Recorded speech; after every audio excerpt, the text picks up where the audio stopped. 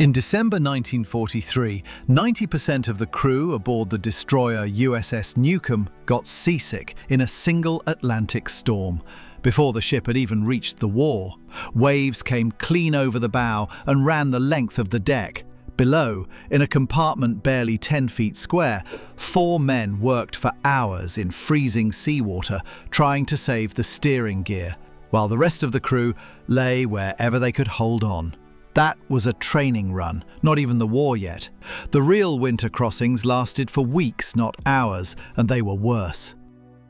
These were not remote incidents. Destroyer crews spent the entire winter shuttling merchant convoys across a stretch of ocean that Allied planners themselves later admitted was one of the hardest environments any serviceman faced in the whole war, and they did it month after month, whether or not a single U-boat ever showed up.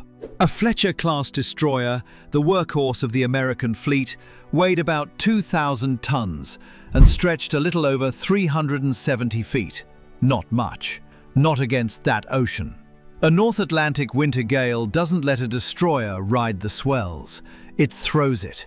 Men learned to eat standing, one hand locked on a stanchion, the other on the tray, because the table would tip before the food did.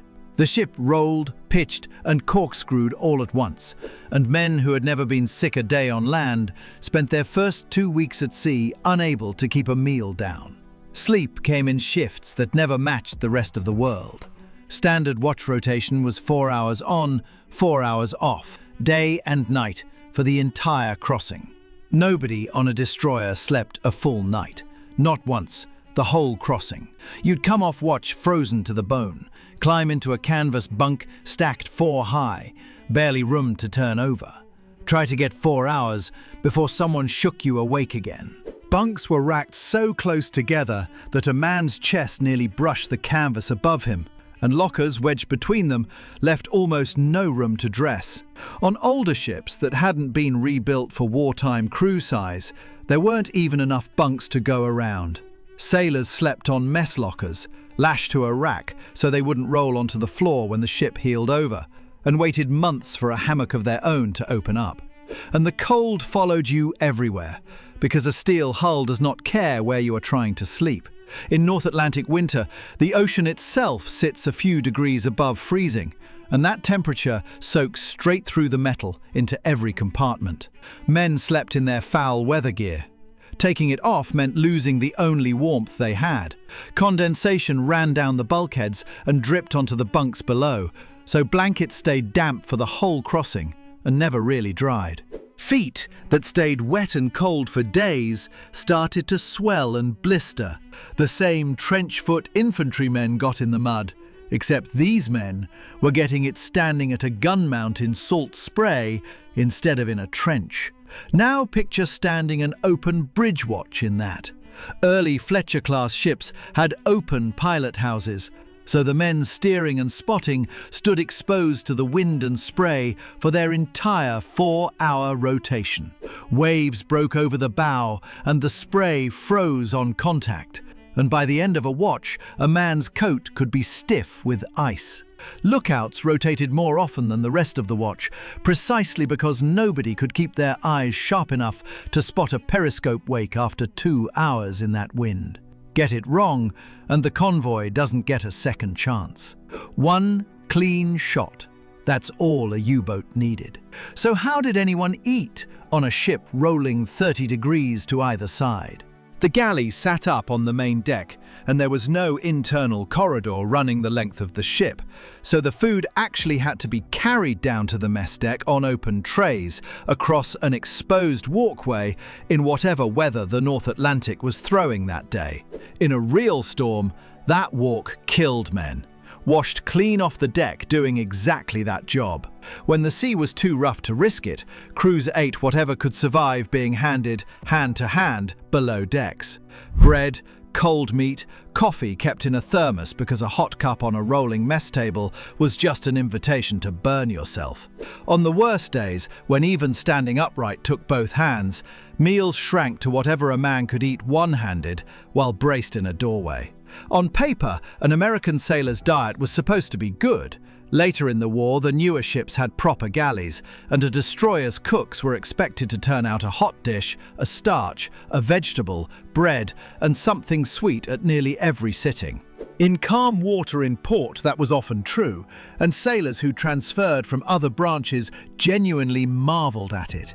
Out on a winter convoy, it was a different story. Fresh vegetables and eggs ran out within days of leaving port. And after that, a crew lived on canned goods, dried and salted meat, and whatever the cooks could keep from sliding onto the deck.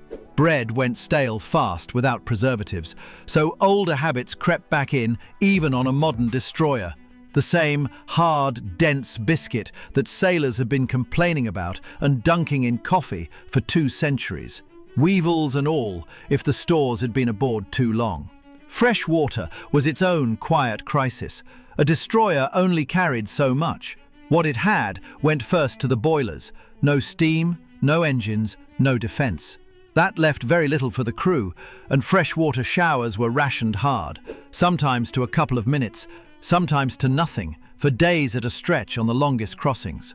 Men washed in salt water when they washed at all, which does not lather and does not rinse the salt off your skin, so sailors came off a winter Atlantic crossing with cracked hands and chafed necks from collars that never actually got clean. Laundry worked the same way. Wet wool clothing hung wherever there was a pipe warm enough to help it dry, and it rarely fully did. So men put on damp socks and shirts as a matter of course and just accepted the discomfort as the cost of the job.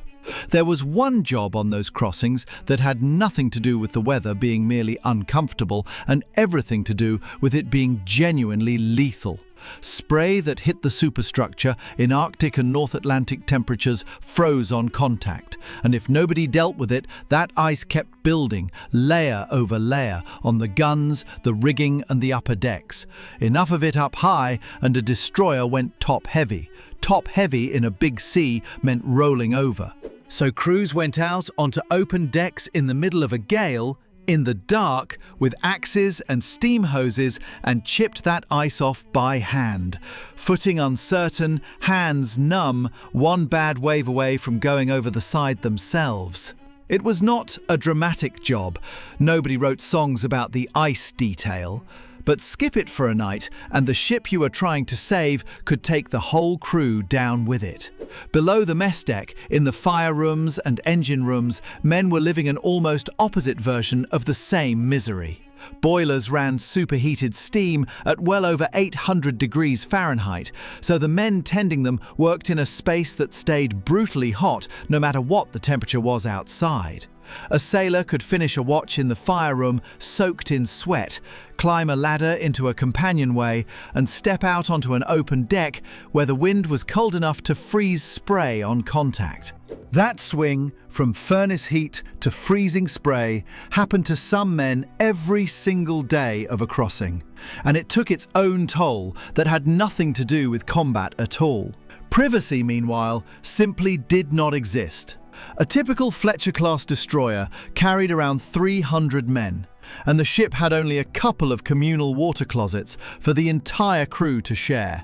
There was no separation between where you slept, where you ate, and where everyone around you did the same. On the older 4-stack destroyers, still doing convoy duty early in the war, conditions were worse still, cramped enough that officers were the only men aboard who had anything resembling their own space. You lived, in every sense, on top of the men beside you for the length of the crossing. You'd think that after a few weeks of this, morale would collapse. And on some ships it nearly did. But here's the part that actually held convoys together. It wasn't discipline from the top. It was the mess deck itself. Men off watch, soaked, half frozen, still found a way to sit around that same swaying table and talk. Old salts had their rum ration before a meal, and there are accounts of exhausted men holding a fork of meat halfway to their mouth just to catch their breath from laughing at somebody's joke. A ship where 400 strangers eat, sleep and stand watch in a space smaller than a suburban house does not survive on regulations alone. It survives because those men decide, mess table by mess table, that they are going to get each other through the next 4 hours. And they had to, because the alternative to enduring the cold was going into the water, and the water was the real enemy. In February 1943, the US Coast Guard cutter Escanaba spent nearly 4 hours pulling survivors from the torpedoed troopship Dorchester out of the North Atlantic in the middle of a winter night. Some of Escanaba's own crew went into that freezing sea in rubber suits to reach men who were too weak from hypothermia to climb a cargo net themselves. A man in that water had minutes, not hours, before his body simply stopped answering him. Every destroyer sailor knew that number, and every one of them knew that if his own ship went down in a winter gale, rescue was not guaranteed, and speed was everything. That knowledge sat under every single day of the crossing, whether anyone said it out loud or not. You stood your watch, you ate your one-handed meal, you climbed into a wet bunk for 4 hours, and underneath all of it was the understanding that the ship itself, however miserable, was the only thing keeping you out of that water. So crews maintained the destroyer the way you'd maintain a lifeline, because that is exactly what it was. On long convoy runs, sailors worked around the clock, just keeping the machinery alive. Not because an officer demanded it, but because everyone on board understood what losing that engine in a storm actually meant. Doctors aboard destroyers had a name for what 4-hour watches and constant cold did to a crew over a long crossing. Even when nobody had been hurt in combat. Judgment slowed, reaction time slipped. Men started making small mistakes on tasks they'd done 100 times before, misreading a gauge, fumbling a line, forgetting a step in a drill they could normally run half asleep. On a ship where spotting a periscope wake 2 seconds late could be the difference between a convoy making port and a convoy losing 3 ships, that kind of fatigue was its own quiet threat, one that never showed up in the after-action report the way a torpedo hit did.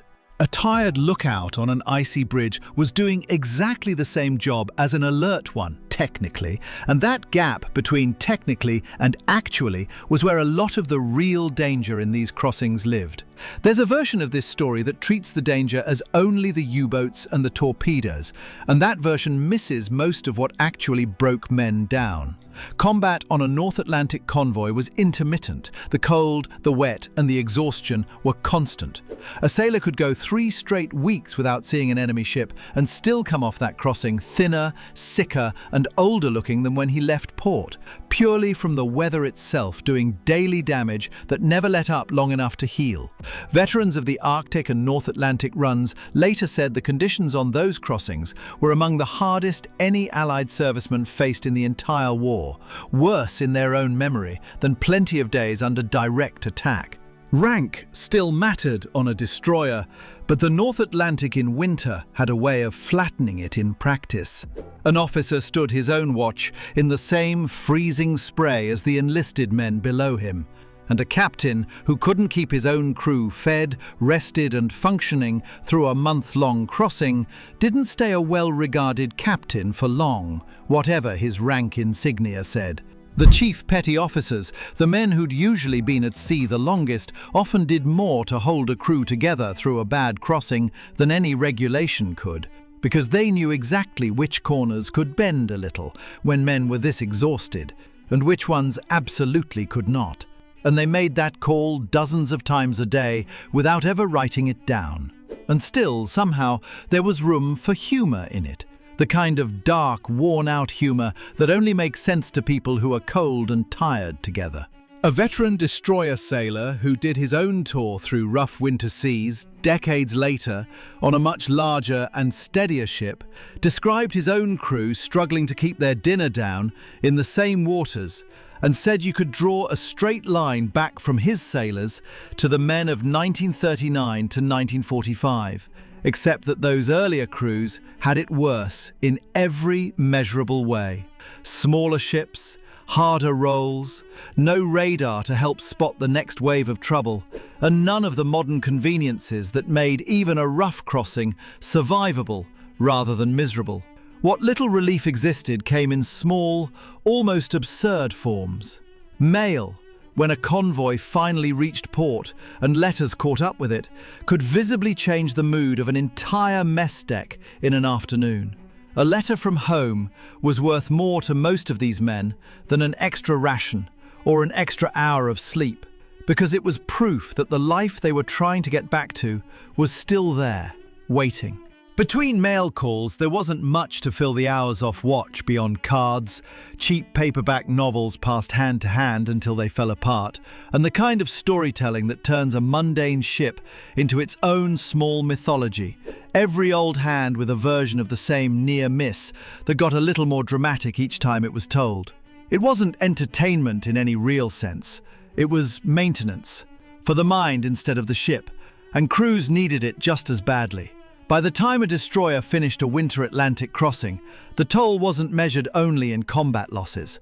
It was measured in men pulled off watch with frostbite starting in their toes, in blistered hands from gripping frozen rails, in weeks of interrupted sleep that left a crew running on reflex by the final days.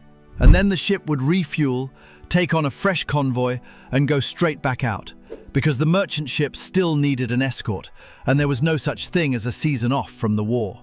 What's easy to miss, looking back at this from dry land 80 years later, is that none of this was the exception. This was the job.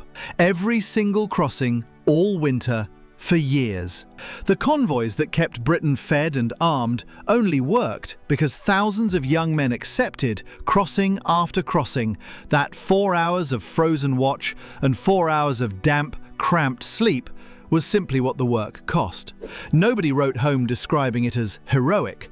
Most of them just wanted dry socks and a full night's sleep. Two things the North Atlantic in winter was never going to give them. What actually won the Battle of the Atlantic wasn't only tactics or strategy.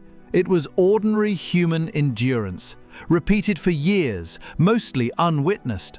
A man standing an open bridge watch with ice forming on his collar, choosing to keep his eyes on the water instead of thinking about how cold he was.